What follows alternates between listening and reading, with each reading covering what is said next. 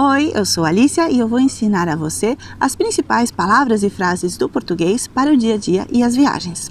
Os vídeos para iniciantes falantes de inglês têm legendas em português e em inglês. Você pode mudar a velocidade de reprodução do YouTube se preferir um vídeo mais lento.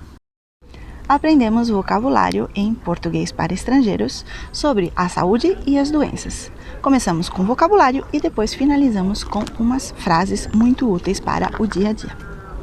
As dores no corpo: a dor de cabeça, a dor de barriga, a dor de dente, a tontura, o vômito, a diarreia, o resfriado, a gripe, a febre, a doença, o acidente, a ambulância, pronto-socorro, o remédio, o medicamento, com ou sem receita, a alergia, o consultório médico, o dentista, receber alta, preciso de ajuda, preciso de um médico, preciso de uma consulta com o doutor, preciso de uma ambulância, preciso ir ao pronto-socorro.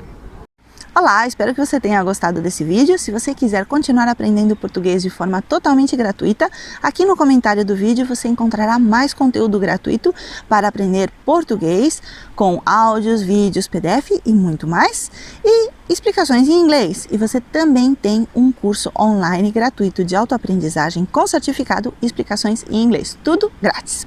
Se você gostou desse vídeo, deixe o seu like, inscreva-se no canal e também deixe um comentário indicando que aspectos de português do Brasil você gostaria de aprender. E assim eu posso adaptar os meus conteúdos aos desejos e necessidades dos meus estudantes. Muito obrigada pelo apoio e espero que você goste muito de aprender português do Brasil.